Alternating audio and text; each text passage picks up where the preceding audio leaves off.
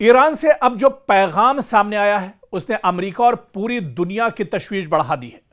ایرانی پاسداران انقلاب یعنی IRGC کے ایک سینئر مشیر محمد رضا نقدی نے اشارہ دیا ہے کہ تہران جنگ کو اتنا طول دیا جا سکتا ہے کہ یہ ٹرمپ کی موجودہ صدارتی مدت کے اختتام تک پہنچ جائے۔ یہ صرف ایک جنگی بیان نہیں، اس کے اندر ایران کے ممکنہ طویل مدتی جنگی حکمت عملی بھی چھپی ہوئی نظر آتی ہے۔ آخر ایران چاہتا کیا ہے؟ کیونکہ ایرانی پاسداران انقلاب کے مشیر محمد رضا نقدی سے جب پوچھا گیا کہ کیا ایران کا مقصد جنگ کو اس وقت تک جاری رکھنا ہے جب تک ٹرمپ اقتدار میں ہے، تو انہوں نے کہا کہ جنگ کو طویل کرنا ایک راستہ ہو سکتا ہے۔ ان کے مطابق ایران کا مقصد صرف موجودہ جنگ لڑنا نہیں بلکہ ایسی بازدار قوت پیدا کر رہا ہے کہ مستقبل میں کوئی دشمن ایران پر حملہ کرنے سے پہلے کئی مرتبہ سوچے۔ یعنی تہران کا حساب کچھ یوں ہے کہ اگر جنگ فوری طور پر ختم کرنے کے بجائے دشمن کو طویل عرصے تک دباؤ، اخراجات اور غیر یقینی صورتحال میں رکھا جائے تو مستقبل میں کسی بھی امریکی حکومت کے لیے ایران کے خلاف دوبارہ فوجی کارروائی کرنا زیادہ مشکل ہو سکتا ہے۔ یہاں اس بیان کا سب سے اہم پہلو سامنے آتا ہے۔ ایران موجودہ تنازع کو بڑی حد تک ٹرمپ کی پالیسی سے جوڑ رہا ہے۔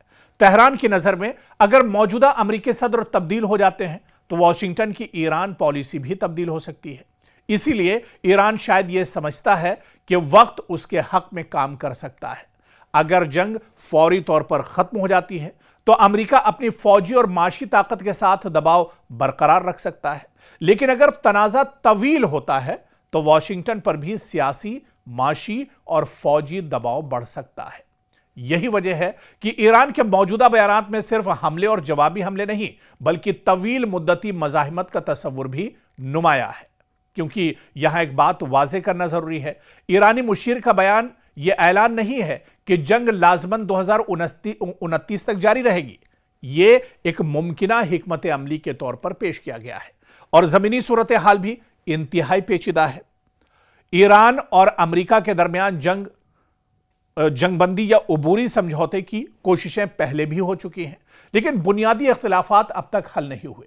ایران اور امریکہ کے درمیان جوہری پروگرام، پابندیوں، جنگی کارروائیوں اور ابنائے ہرمز جیسے معاملات پر اختلاف لگاتار برقرار ہے، اور رپورٹس کے مطابق حالیہ مذاکرات میں بھی کوئی نمایاں پیش رفت نہیں ہوئی، جبکہ ایران نے ابنائے ہرمز کو دوبارہ کھولنے کے لیے اپنی شرطیں بھی رکھی ہیں۔ کیونکہ یہ صرف ایران اور امریکہ کا مسئلہ نہیں ہے۔ ابنائے ہرمز دنیا کی اہم ترین توانائی گزرگاہوں میں سے ایک ہے۔ یہاں پیدا ہونے والی طویل کشیدگی عالمی تیل کی سپلائی، شپنگ، انشورنس اور عالمی معیشت کو متاثر کر سکتی ہے۔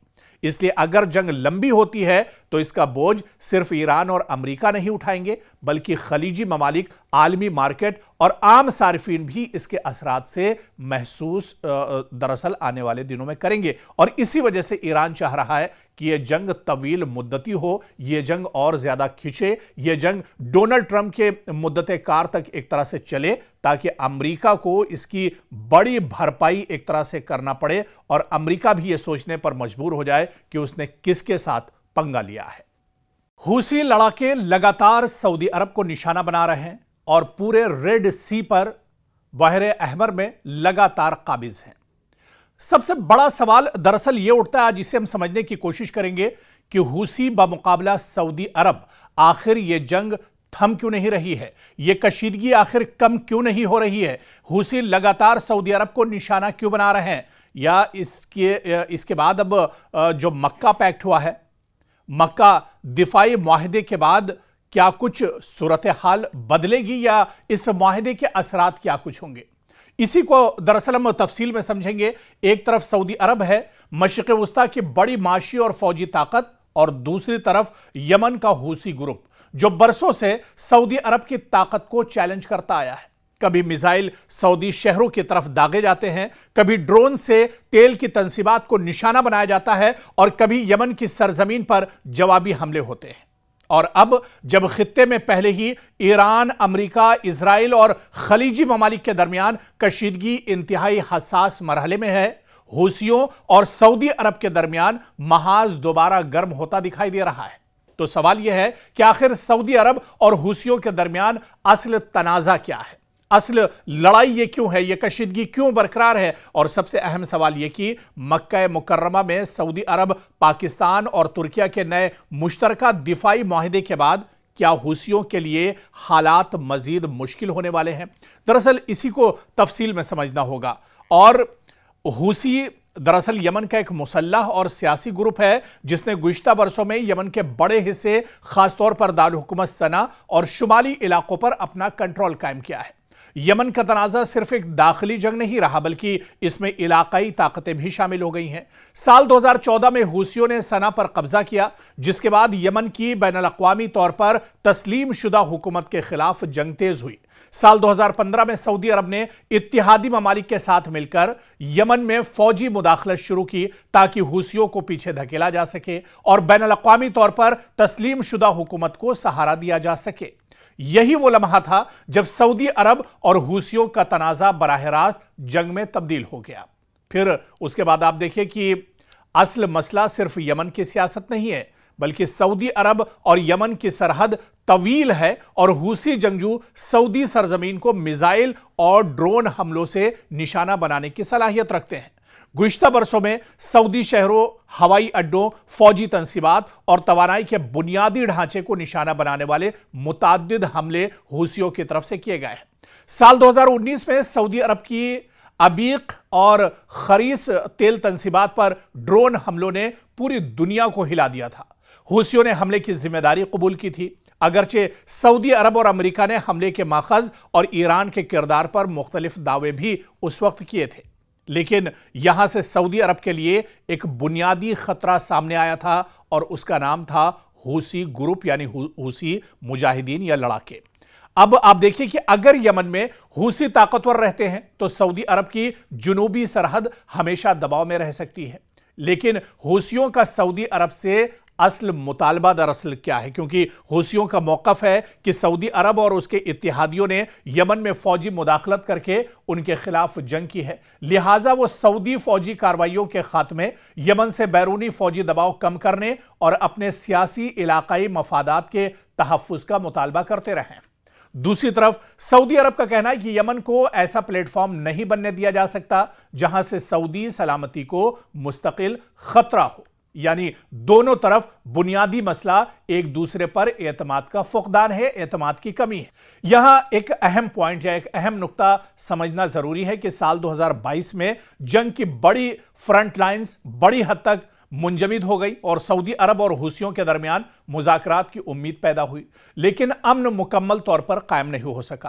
حوثی اب بھی یمن کے بڑے حصے پر قابض ہیں اور دوسری جانب یمن کی بین الاقوامی طور پر تسلیم شدہ حکومت اور اس کے اتحادی بھی موجود ہیں، یعنی جنگ کا بڑا محاذ خاموش ضرور ہوا لیکن تنازع ختم نہیں ہوا۔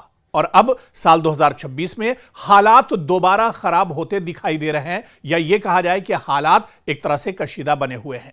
اور پھر آپ دیکھیں کہ حالیہ دنوں میں حوثیوں اور سعودی عرب کے درمیان کشیدگی دوبارہ ایک طرح سے بڑھ رہی ہے۔ سعودی عرب نے جیزان میں ایک آرامکو تنصیب پر حملے کی اطلاع دی اور کہا کہ آگ پر قابو پا لیا گیا ہے۔ دوسری طرف یمن کے المخا بندرگاہ پر حوثیوں کے میزائل اور ڈرون حملوں میں کم از کم 7 افراد ہلاک ہوئے، جن میں شہری بھی شامل تھے۔ حوثیوں نے حملے کی ذمہ داری قبول کرتے ہوئے کہا کہ ان کا ہدف سعودی فوجی اہلکار اور ہتھیاروں کے ذخیرے تھے، اور اس کے بعد مزید میزائل حملوں کی اطلاعات بھی سامنے آئیں۔ یعنی جو تنازع کچھ عرصے سے نسبتاً کم شدت کا دکھائی دے رہا تھا، اس میں دوبارہ فوجی سرگرمی ایک طرح سے بڑھ رہی ہے۔